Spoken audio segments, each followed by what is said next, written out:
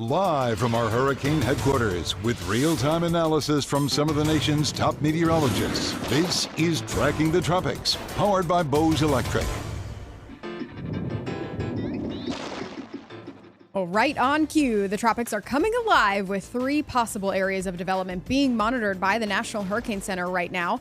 Welcome back to Tracking the Tropics. I'm your host, meteorologist Amanda Hawley, joined by WFLA meteorologist Rebecca Berry, familiar face of the program there. Of course, this week we're going to be breaking down all the details of all 3 of these tropical waves, including their possible impacts to the United States, the Gulf Coast, as early as this weekend.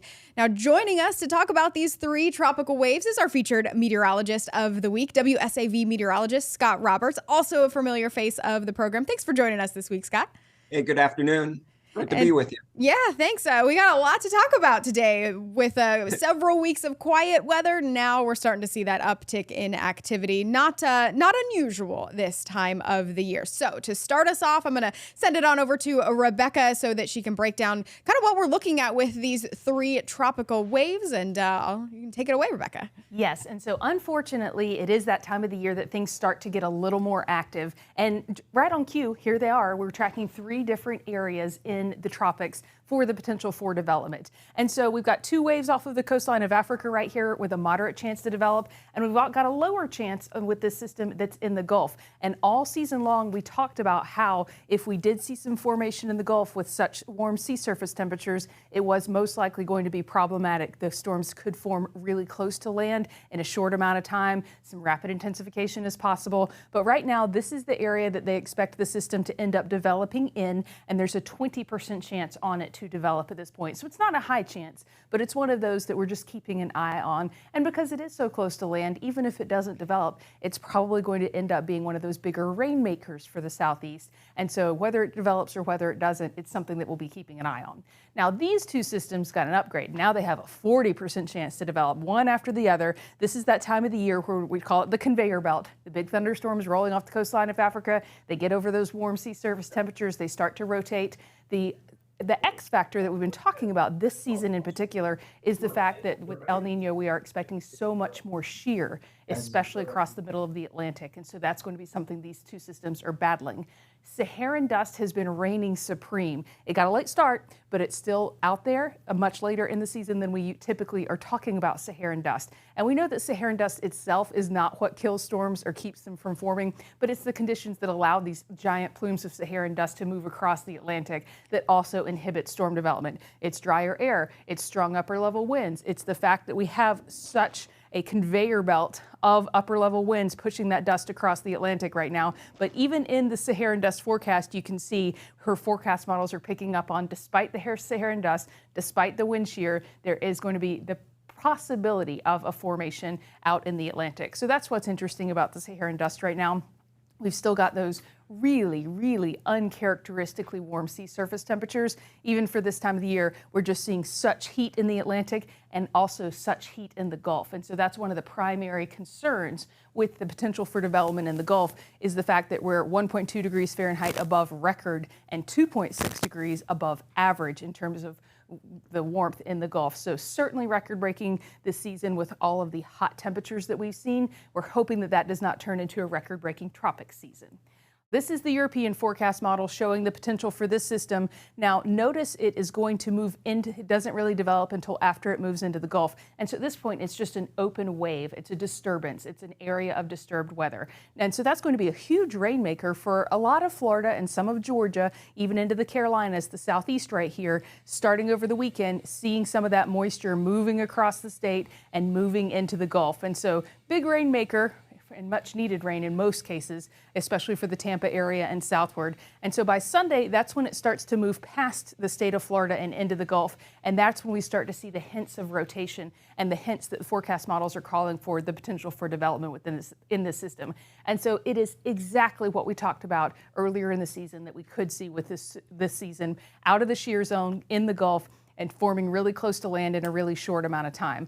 And so what this could end up doing, whether it develops or whether it doesn't, is really cooling down Texas. They've been seeing the same kind of heat, and they've been having a lot of problems with that heat. This would probably be a welcome relief from that heat to get some really decent showers because they have also been dry.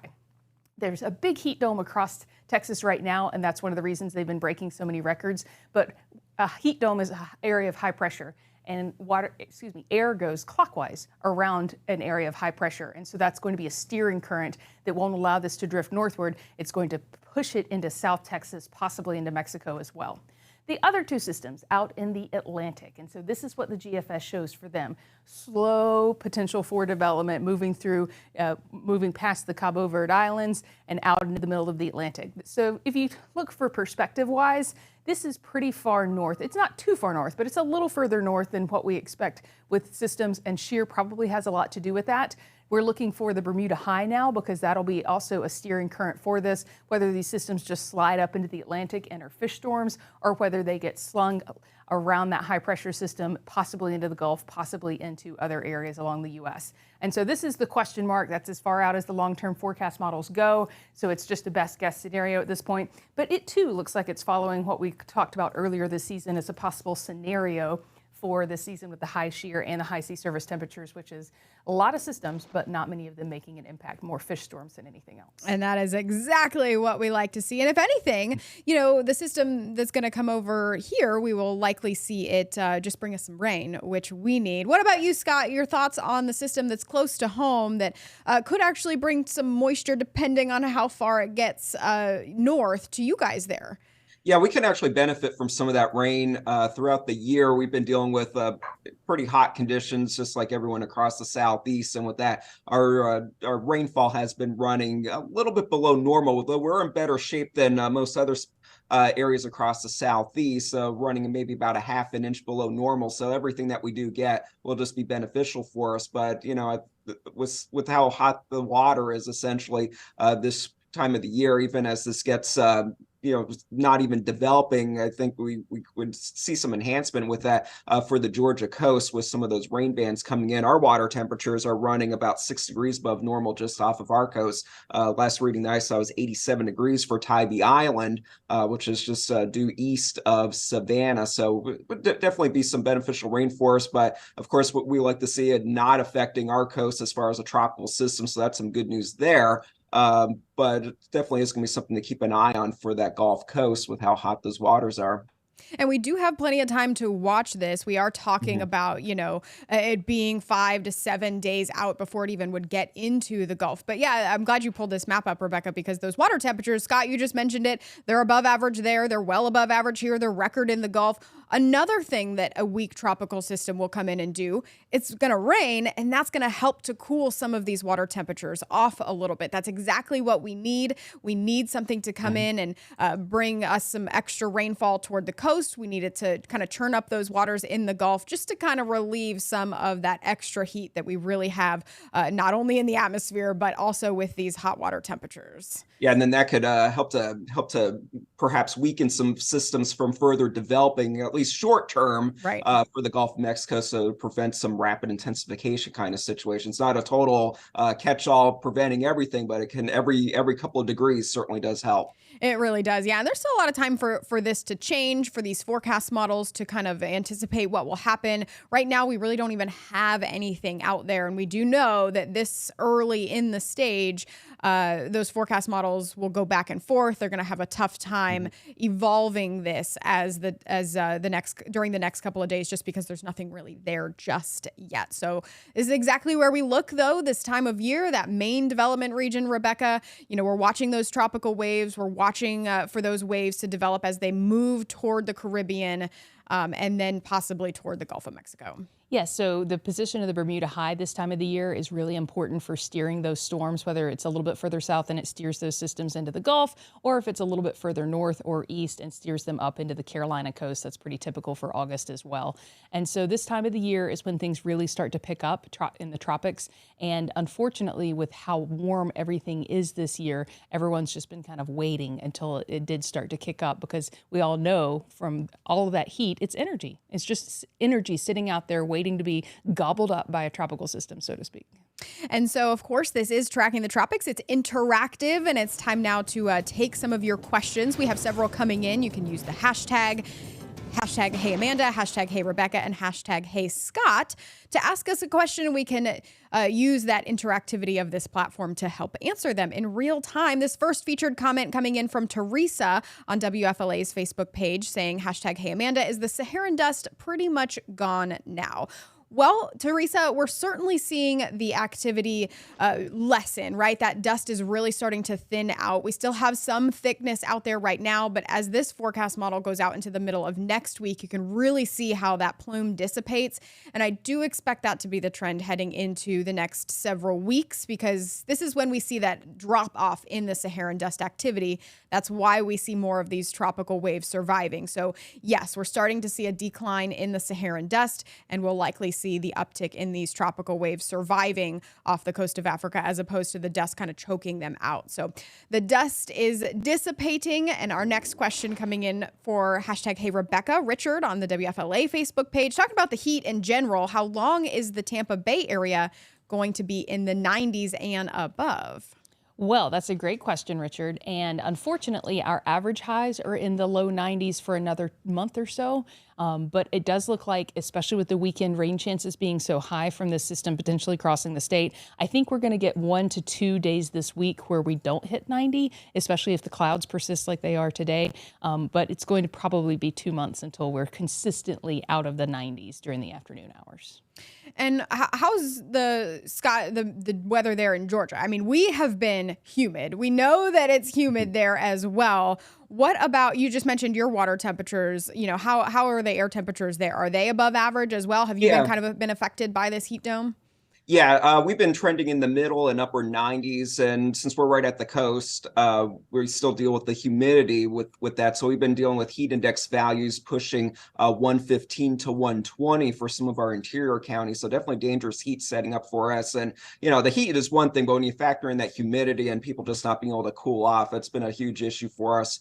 For back in July, it was an issue. It was an issue for us just earlier this week, and it looks like possibly leading up to some of these storm chances for this weekend, we're going to be dealing with some of that more extreme heat. Our forecast high for Friday into Saturday is going to be pushing to the middle and upper 90s. And again, those heat index values will be much higher. So we can see the potential for heat advisories and, of course, excessive heat warnings for several more days. But then once those storm chances start to increase, that will help to even things out a bit. Our normal high right now is 91 degrees, peaking at 92. So we're on the downward slide already here in Savannah for those normal high temperatures. So every time we get these heat domes setting up, it just makes it that much worse. And everyone's like, when is the cool down coming? When do we start getting the fronts? But it's going to take a while for us too, because Southeast Georgia, the low country of South Carolina, is where cold fronts come to die.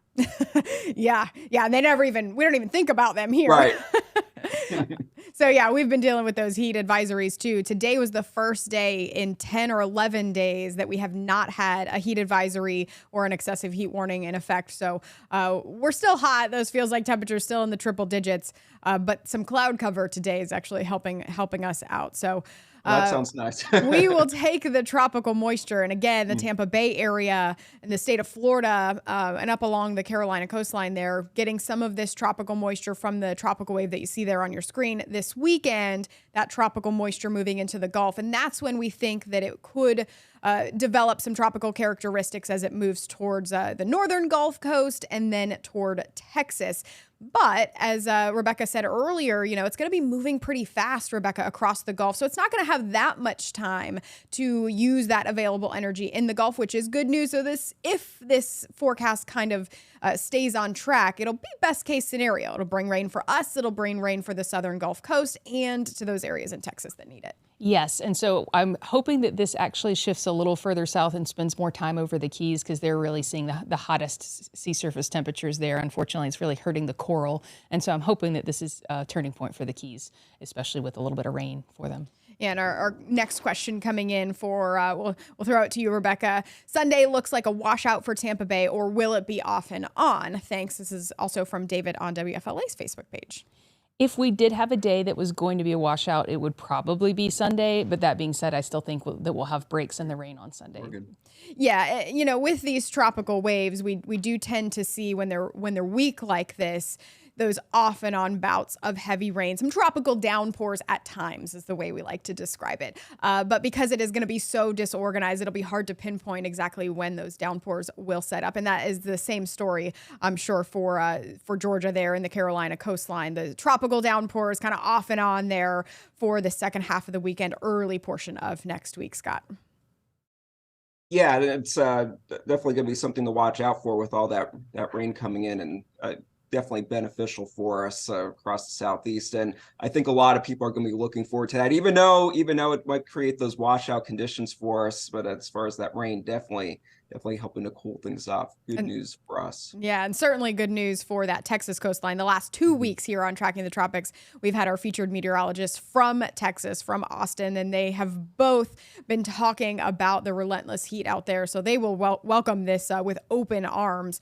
But yeah, Rebecca, this activity, this uptick in activity, not uncommon. We figured this was going to happen. Luckily, we're looking at relatively weak systems right now, and then those two tropical waves out in the Atlantic hopefully will stay fish storms. Yes, and so what I have a complicated relationship with long-term forecast models for the tropic season, because if there are 15 named storms that are all out in the Atlantic, it was a quiet season for us. But if there's one storm that hits close to home for you, it was a bad season. Right. And so I love fish storms. They're my favorite thing. So yeah, and last week we did get that update from NOAA, and they did actually increase their numbers from this forecast, and they're now calling for an above average season, actually a 60% confidence that there will be an above average season, and that would be on top of the numbers would include the storms that we've already had.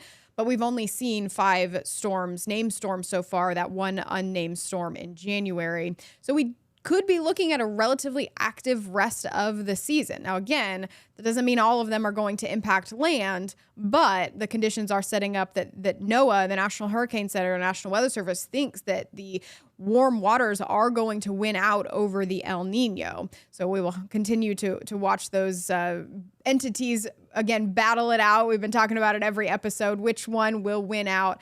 The El Nino wind shear or those hot water temperatures. We talked about this a couple of weeks ago, Rebecca, why we see that uptick in August and September activity. And it is kind of interesting just because the peak of hurricane season now upon us. We wanted to revisit it.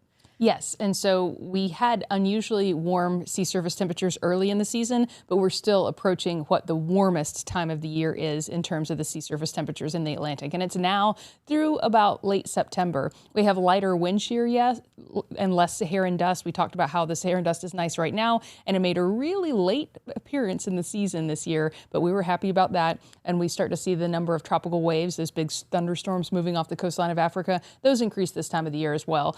Right when the Atlantic's getting more favorable for development is when the storms really start to kick up.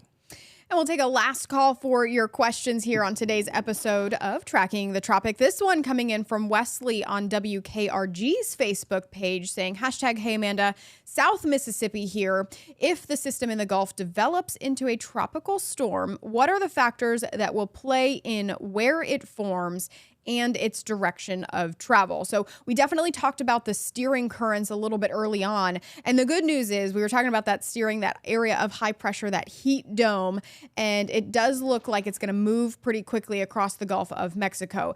Depending on how strong and where exactly that heat dome sets up, if it sets up a little bit farther to the north, the tropical wave could brush that southern Gulf of Mexico coastline, including South Mississippi there a little bit more, meaning you would get more rainfall. But because we do think that heat dome is going to set up regardless, it does look like it's going to move across the Gulf pretty quickly. So it's not going to have a ton of time to organize into something extremely strong. Of course, this is the thinking as of right now, but it really depends on how strong, how big that heat dome sets up, and how far north or south. If it sets up a lot farther south, well, then you're going to be looking at much hotter conditions there in South Mississippi, and the rain pushed mainly in the Gulf of Mexico as it continues off to the west. So again, this is about a week away that we are talking about this storm and the other two tropical waves. And we'll be watching it. Plenty of time for things to change. And of course, here on Tracking the Tropics, we'll be updating you every step of the way if there are, major developments that you need to know about and you should be planning your weekend around. Right now, though, Rebecca and Scott, I think we're just talking about some moisture moving across the state, which is welcome for us, and then welcome just in general for the heat concerns. And then we'll be talking about it moving into the Gulf. And then it'll be really interesting to see how it actually evolves in the Gulf of Mexico. Yeah, I just want to add how it could become really interesting pretty quickly with how strong that heat dome becomes and how big and how much of an influence it has on that tropical wave as it comes across. Back in I think it was 2011, it was Tropical Storm Don that was forming in a similar kind of environment in the earlier part of the season, making its way towards South Texas. They were in an extreme drought situation. They were expecting that the tropical moisture coming in was going to be kind of like the relief that they needed, but within a matter of about 5 or 6 hours, the heat dome that was setting up over Texas and all the dry air eroded the tropical system altogether, and they got almost no rain out of it. So there's a lot of variables with this. So you kind of also need that heat dome to break down a bit for us to get some more of that beneficial rain. Just that there's a lot of factors and things could maybe not go in the right direction for getting the benefits out of the tropical rains that set up. So it'll just be really interesting to see how everything lines up as this comes across. Still a lot of moving parts, and within the next few days, hopefully we will have a better idea of what we can expect as that system does begin to form, begin to congeal in the northern Gulf of Mexico. And our last featured comment of the day coming from Maxine on WFLA's Facebook page here in Tampa, but she is actually asking about Austin as far as rain. And as Scott was just saying, we've got a lot of factors at play here. And I do think that, we're going to have to wait a little bit to talk about, potential rainfall amounts, because as we just talked about, where exactly this sets up. Does it set up a little bit farther to the north? Does the heat dome erode it a little bit more? And if it goes a little bit farther south, does it miss the southern Gulf Coast entirely? I do think that, we've seen several model runs now that a lot of that tropical moisture at least moves into portions of Texas, and there will be an increase in moisture there eventually. But how much rain? Yeah, that's still a big question mark on how much tropical moisture ends up making its way across. But we're going to keep an eye on it here on Tracking the Tropics. And of course, again, we're live every Wednesday at 12:30 Eastern time, but we can go live earlier before then if needed, if we see these major tropical developments or any major changes in the system. But I think that's going to do it for today's episode of Tracking the Tropics. If you missed anything, you can always rewatch the episode, today's episode and past episodes on trackingthetropics.tv. You can also listen to them on Spotify and Apple Podcasts, today's episode and previous episodes. If you just want to learn something, in our previous episodes, we do talk a lot about just the tropics in general with those quieter weeks when we haven't seen any tropical activity. This week was all about the tropical waves because it's the first time, we've been tracking anything out there in quite some time, which isn't always a bad thing. So for Scott today, our featured meteorologist, for Rebecca and myself, that'll do it for today's episode. If we see anything that you need to be alerted of course, we will come on sooner. Otherwise, we'll see you next week right here, same time at 12:30 on Wednesday. Thanks for joining us. Find Tracking the Tropics on these platforms. And for storm updates, the latest models, and helpful resources, visit trackingthetropics.tv.